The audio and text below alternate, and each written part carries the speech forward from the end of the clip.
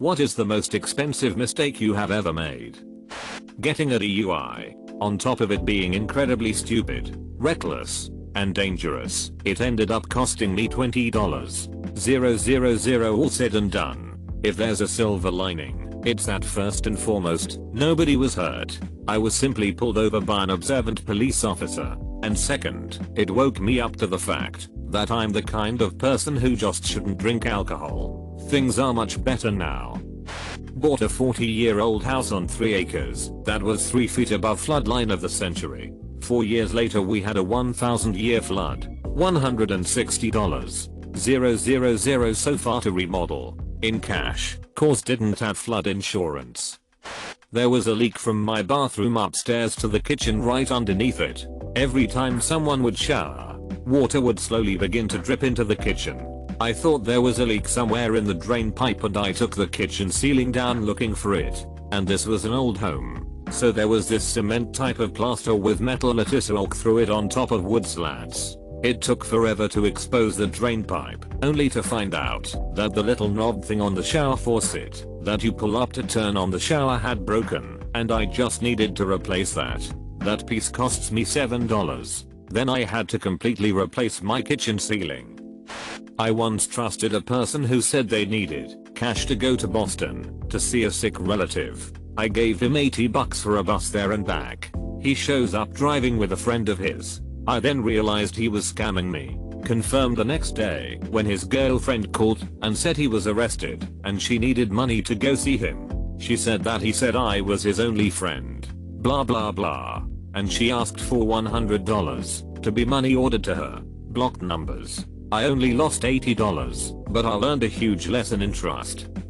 I had no idea it was even an option to take classes at community college for the first year or two and then transfer into a 4-year university, have good grades, and standardized test scores, so I was under the impression that my only real choice was which university I wanted to attend the next year. Meanwhile my girlfriend went to community college for 2 years, transferred to the same university, and got a degree that looks exactly like mine for somewhere in the ballpark of $10 $20k cheaper. I ignored the oil light in my car until I blew a rod. Now I change my oil a little too often. I once bought 2 pizzas because they were 2 for 1, but when I checked the receipt I realized they had charged me full price for both. I have a sheltered life.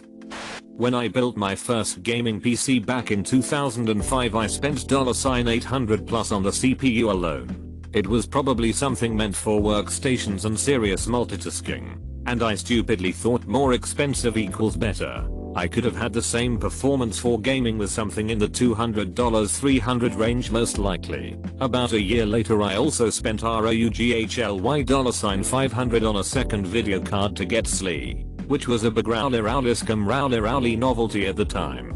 The performance increase was super negligible and a giant waste of money. I will say though, seeing some of the other responses in here makes me feel slightly better about my mistake. When I was still in elementary school I ripped my braces off with pliers. They then refused to treat me and my almost straight teeth went back to being crooked. I earned a few academic scholarships out of high school but didn't know how to use them. I figured they would have been automatically applied, but I didn't start college right away, so my lack of understanding, preparation, and willingness to ask people in the know resulted in me losing a couple $1,000s toward my education. Rented a U-Haul to move from apartment to condo, same town, and bumped one of the balconies in the alley behind the condos. Put a very small dent in the canopy part of the truck. And when we returned the truck they told us, since we didn't get the insurance we would have to pay for the fix within 48 hours. They said that it would cost $4,800 to fix, and they refused to let me take it to a third-party mechanic for a quote.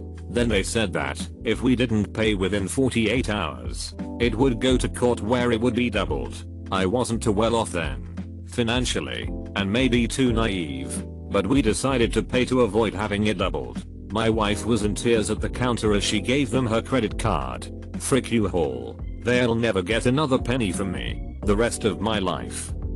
So far, an advanced degree in the US. Still hoping it pays off. I once stole UGR cards from Walmart. Well, tried to steal. Obviously I was caught. It cost my parents $800 in legal fees. I felt bad about it, and so I got a job. I paid my parents back $1,200+, an extra $400 just for the trouble. Spent $6,000 on App Store purchases when I was young. Not rearranging my room enough to play Gorn. And punching my $900 TV. Happened like 5 hours ago. Took a turn too quickly. Lost control and wrecked a $50K luxury car. Still gotta pay around $10K in lawyer fees. I took out a loan and almost ruined my credit to buy an engagement ring for a girl who had apparently already replaced me. I made a killing in the crypto market when it spiked back in December. After I paid off debts, I reinvested about $4K back into the market as it began to drop.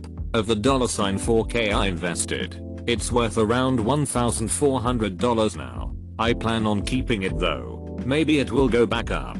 Maybe it won't. I'm okay with losing that money. This is one of those not me but comments, but it fits perfectly here. My fiance and I lived with his uncle when we were first starting out, and this dude was paranoid like no other. Few friends. Cash only. No banks. That whole mindset. He had a business partner of his mail him $10,000 cash once to avoid having to pay to have it wired or having to explain anything to the eyes. They'd done it before by vacuum sealing it to make it as flat as possible and hiding it in close eye whatever in a box. This time his partner got lazy and just vacuum sealed it, then slid the thing into a big cardboard envelope thing. Some slick postal employee must have known what to look for, because what got delivered was a cardboard envelope slit open up the side with a few blank papers stuffed inside. $10,000 untraceable dollars gone forever. I still wonder what the postal employee did with that. Hopefully took their partner out for a nice dinner and gave their kids a good Christmas. Not doing my taxes correctly. $25K in repayment/penalties/fees. Plus the amount we are paying for an attorney to get it all straightened out. Ugh.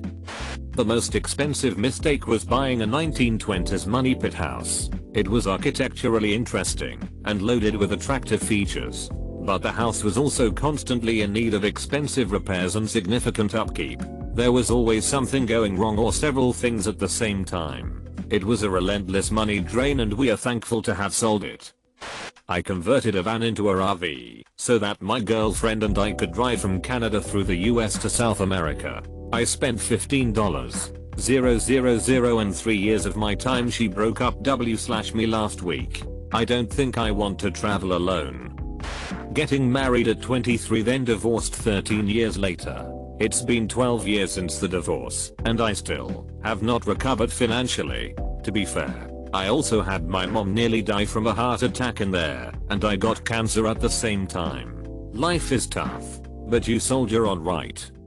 My first job out of college, I worked as a developer at a small retail company's department. My team only consisted of myself, a lead developer, and my boss, who also chipped in with the coding.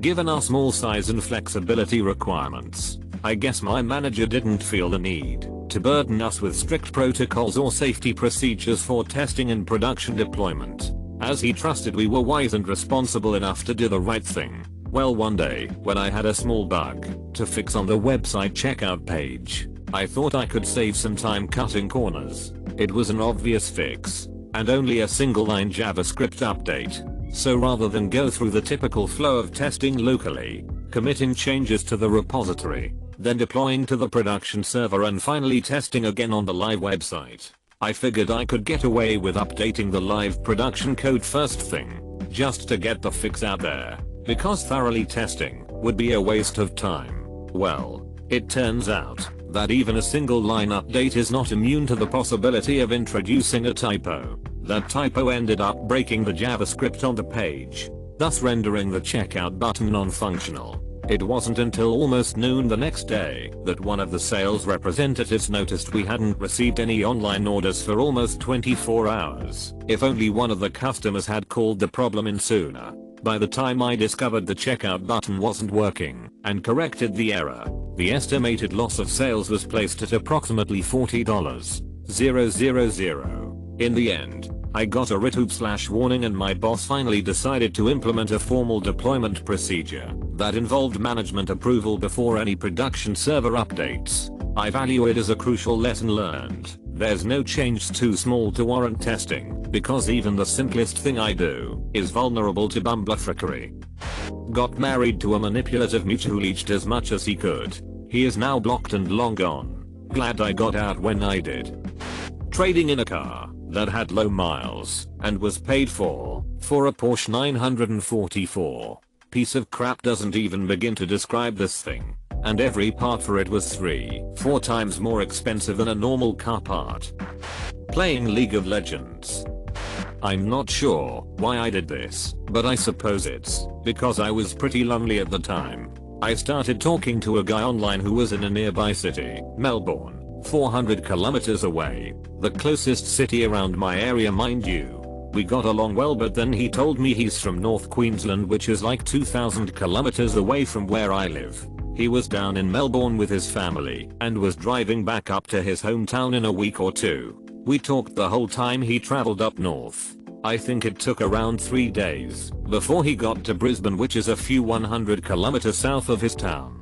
By this point I was falling pretty hard for him, and out of the blue he asked me if I wanted to fly up to Brisbane and stay in the hotel he was staying at once his family had left. I gave it a lot of thought, stalked every little detail of his Facebook and Insta account to make sure he was legit, and eventually agreed to fly up and stay with him for a week. It cost around $350 for the flights, which was surprisingly cheap for the distance. But here's the thing. I was on student welfare at the time, so only had $100 left and didn't get paid for another 2 weeks. I thought, alright, I can do with $100. I'm sure he'll buy me dinner since I've made the effort to come see him.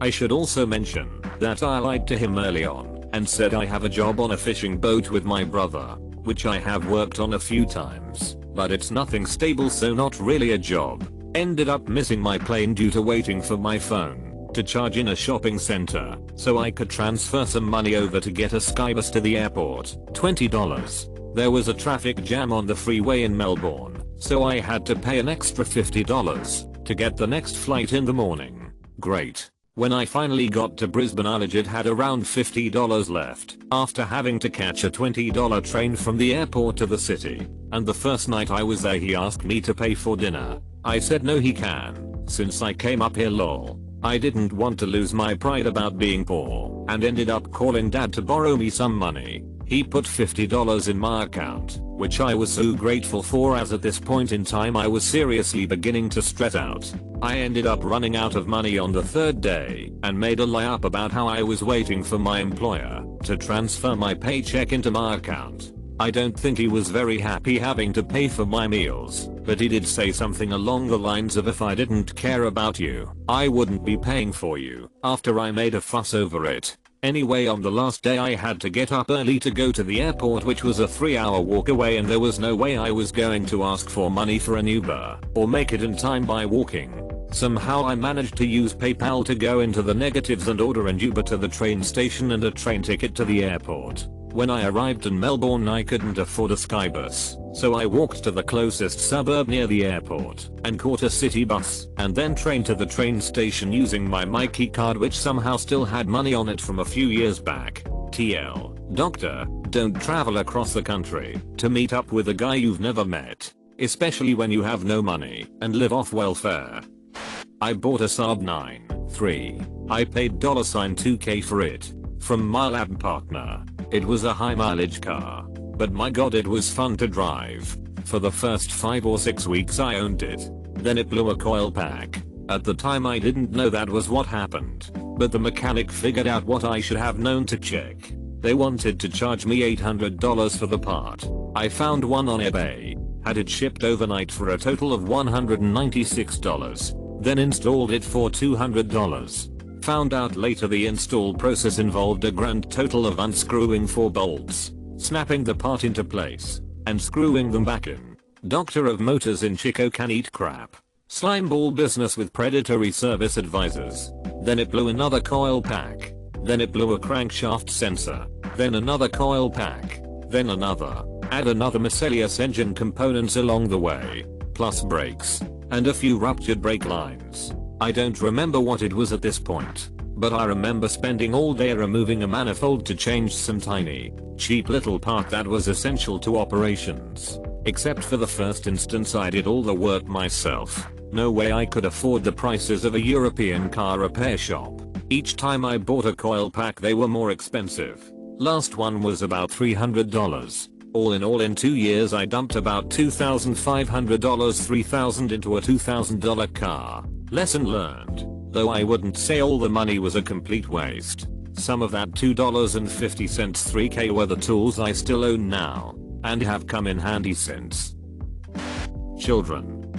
I work as a graphic designer. My main job during the year is getting product catalogs ready for print/mailing. We usually print just shy of 100,000 catalogs a year, which comes out to $80K or so every year, without fail. With as much preparation and comb through, I always make at least one mistake, which haunts me the entire year. Grew up with too much HGTV. Bought a fixer-upper estimating I could refinish the entire house for $15K if I did everything myself. It's a 100 years old house, and I'm afraid of saws. Let's all laugh for a minute. My first car, a gas guzzler, maybe $22,000 with a high interest rate. I thought $400 a month was affordable, but I was not counting insurance and gas. Those three factors altogether totaled up to over $800. I feel like that bad purchase informed my financial situation for years, but I now less than $3,000 on it, and it will be paid off in about a year. Dad passed away. I was given his house 2+ hours away while wife and I had a newborn and were working full time. Let lifelong friend move in for monthly rent and he actually helped fix up the house and keep it in good condition. His GF started staying the night once in a while at the house, then more often.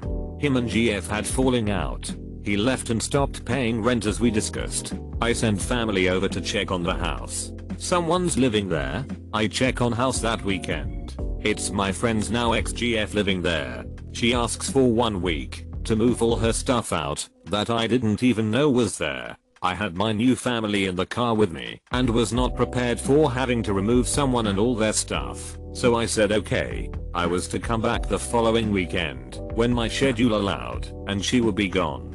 Well, this final week let her have a full 30 days living at my house and she had proof. So she was now a resident and needed a full legal eviction to get her out of my house. When you're involved in an eviction, there's all sorts of help and organizations and websites for the person living at the house to get answers.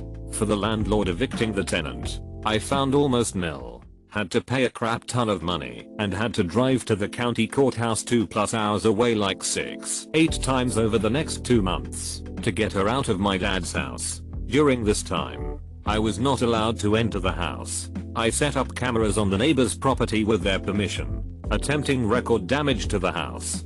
Parties. Theft of my property still at the residence. Didn't get jack squat. She did about $40K damage to the home. Still a lot of my dad's belongings that were hidden in the attic and cost me an insane amount of time. Well, really I did this to myself by letting my friend move in.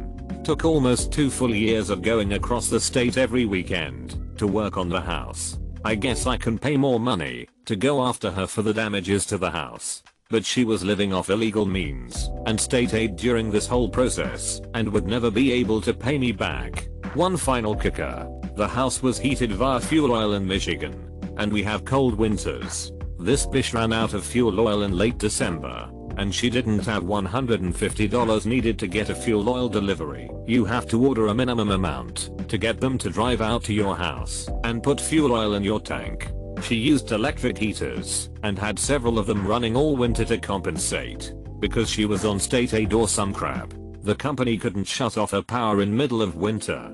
So she racked up an average of $1.700 a month in electric bills over the winter. When I went to put the power back in my name, I was told that I have to pay her $6.300 balance before the power could be restored. This was because I didn't set up some landlord program with the power company in the first place. This took another 3 months or so, and a couple hundred to a lawyer to get straightened out. Woo, I feel better. I think I made this long as hell so no one actually reads it. It's like I'm mad at her and myself all over again. Anyways, house is fixed up and sold now for less than half the profit we originally anticipated. Jesus, I lost so much money. I read it as most expensive milkshakes and was so excited. Dated a guy who seemed great. Moved in together. He then decided his job was boring so he quit. I spent years paying almost all the rent, paying his car insurance, buying the groceries, paying the majority of the bills, etc. while he did whatever he wanted. I don't even want to know how much I wasted on him. I'm just glad to be rid of him. And because everyone asks, I paid his car insurance and bills, so he wouldn't have an excuse to not look for work. I paid for groceries because I still had to eat. He was responsible for anything he wanted that I didn't eat. And I paid the rent because my landlady was so sweet and kind. And I didn't want her or her family to suffer because my crappy ex didn't feel like paying his half that month. Start smoking. Cut it of 3 years now, but was smoking for 5 years. Marrying my ex-husband. He controlled all our finances. My paycheck went into one pot. So of course that meant he could spend how we were doing any which way he wanted. On top of that, all the stupid cars he kept buying. Losing the house, not getting my full half because he kept it. All the expensive electronics. Giving his family money every month. Not investing in my own 401k and not getting half of his. Losing out on the supposed mutual fund that existed. Still not sure it did. But I don't know where that money went. And of course the divorce expenses and cost of therapy after. Not to mention the money I gave him to help him during the divorce.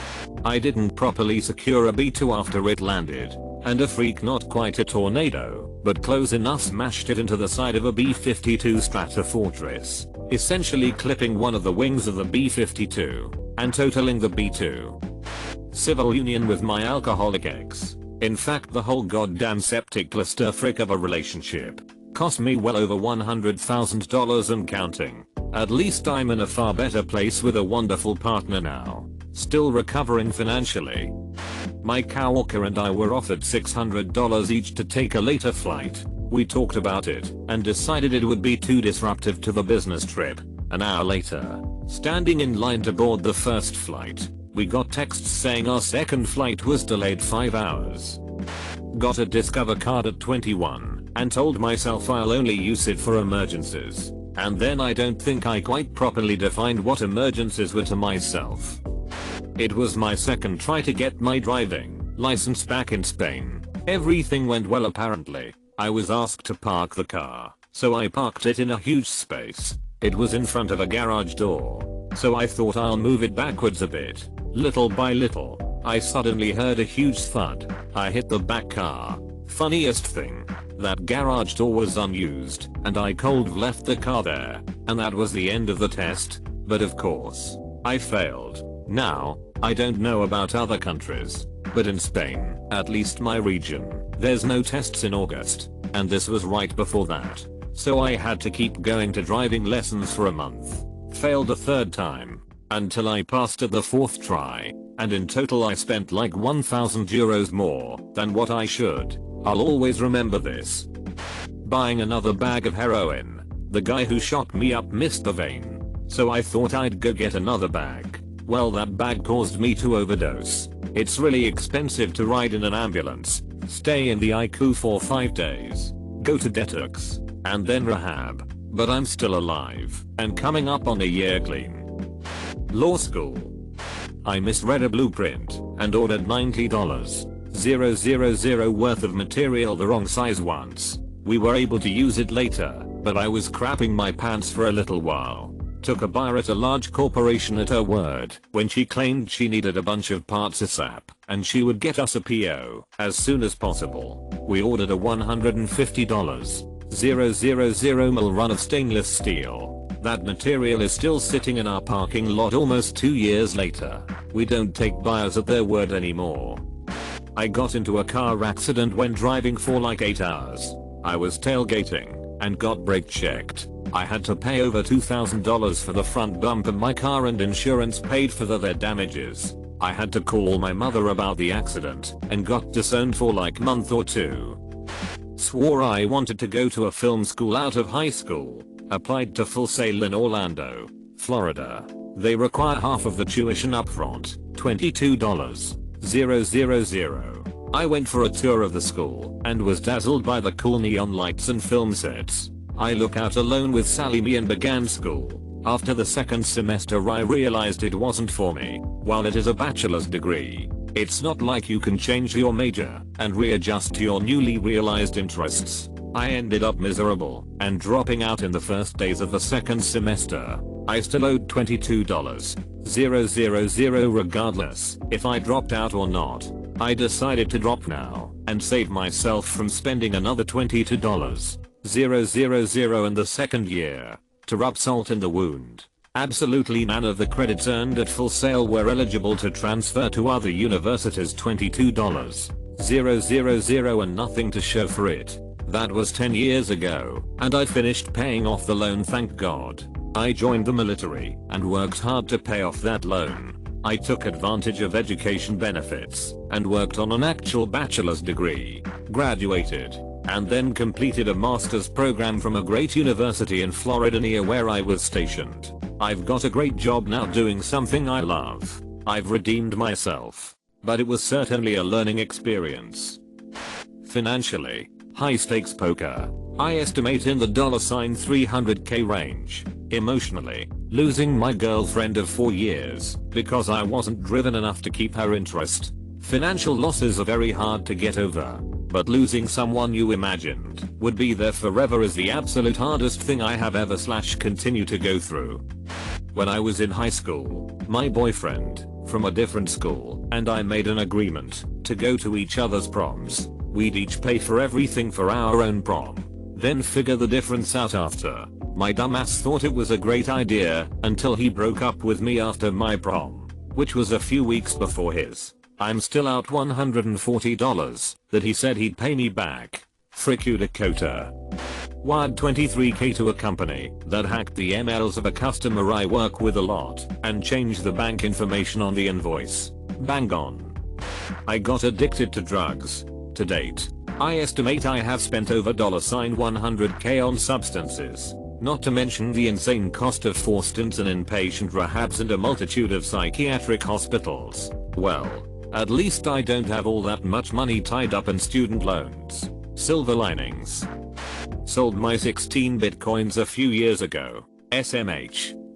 In the 4th grade another student wanted to buy my Gamma Boy Advance off of me for $100. I had an extra one since my sister had one. Never used it and give it to me. Thinking sweet I can make an easy $100, I took his offer. The next day, I bring the Gamma Boy and he says, hey, let me test it out first. I want to make sure it works. I'll play it in class. We had different classes. Naive me give him the Gamma Boy without taking any collateral. That friker never paid me and stole my Gamma Boy. In my first job out of university, I was lucky to be part of a successful startup and became rich on paper. My dad told me to cash out and buy an apartment for myself. I refused because I was oh so amazingly clever and soon lost $6 million when the company crashed on the stock market. I was left with nothing. I should have listened to my dad